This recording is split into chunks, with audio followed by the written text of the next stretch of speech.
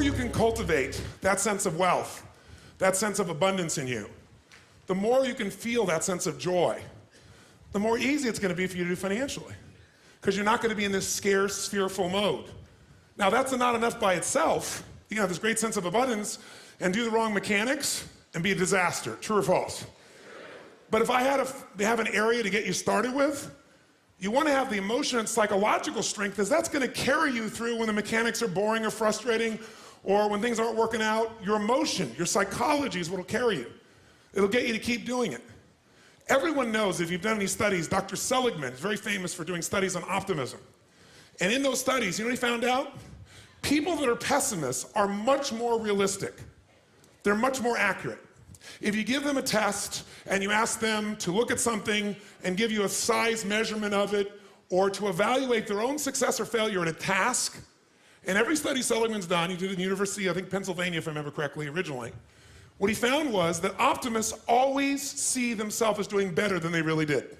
They basically BS themselves. What happens to pessimists, they're 10 times more accurate. But here's what he found out. What he found out is because the people who are accurate never push themselves because they know it's never going to work anyway. Whereas the optimist sees it better than it is, so they keep doing it. Because they have the illusion they did well, I'll do even better next time. And because of that optimism, they did it more often, and so optimists succeed at a 4 to 5-fold, depending upon the task, result ultimately beyond anything that a pessimist will do, and they're not as accurate. All that's a big way of saying is, if you can develop a psychology of resilience in yourself, you don't have to be optimistic or fake, you can be real. The realness is, whatever shows up, you are larger than anything that can happen to you. You are larger than any financial challenge you could ever face. Initially, we'll say, well, look at their houses, look at their homes, and they don't really have electricity, they don't have this, but they don't feel poor. It's your identity. The way you define the wealth determines whether you're wealthy or not. So are there enough things for you, knowing that 2/3 of the planet lives on $2 a day, that you could get yourself to really feel grateful, yes or no? Yes. How much of your life do you get benefits from today that you never had to create? Think about it. Like I said, the roads you ride on, the library, the books you didn't have to write, right? The internet that you can access in seconds and get answers to just about anything. The people in your life that you didn't have to raise, but are there for you. Think about all the different aspects of your life. If you want to be wealthy, all you have to do is associate. So before we do the financial part, because financial independence is different than wealth. Wealth is that state of mind. Financial independence is being in that position where you don't ever have to work again. That if you work, you do it because you really want to.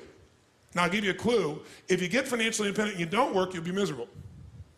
I can't tell you how many friends I have that sold their company, made $50 million. One man made almost $1 billion and was really excited for a while.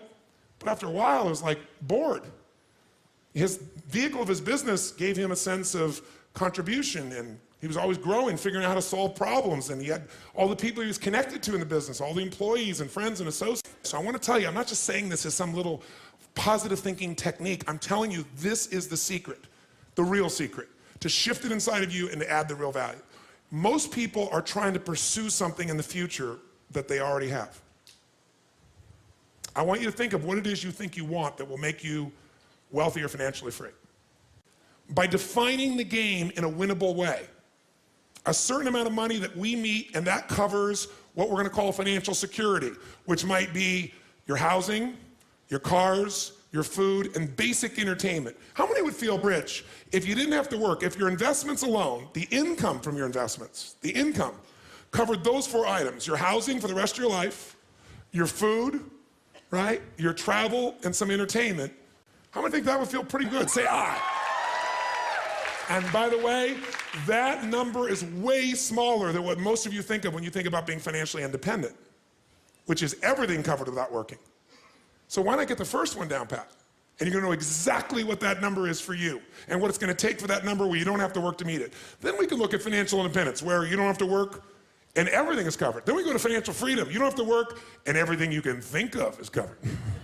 Anything you ever want to do for yourself or others, those you want to give. That's a different level, isn't it? And most people think of financial freedom, they come up with this gigantic number that if you even figured out everything you want, it's nowhere near as big as you think.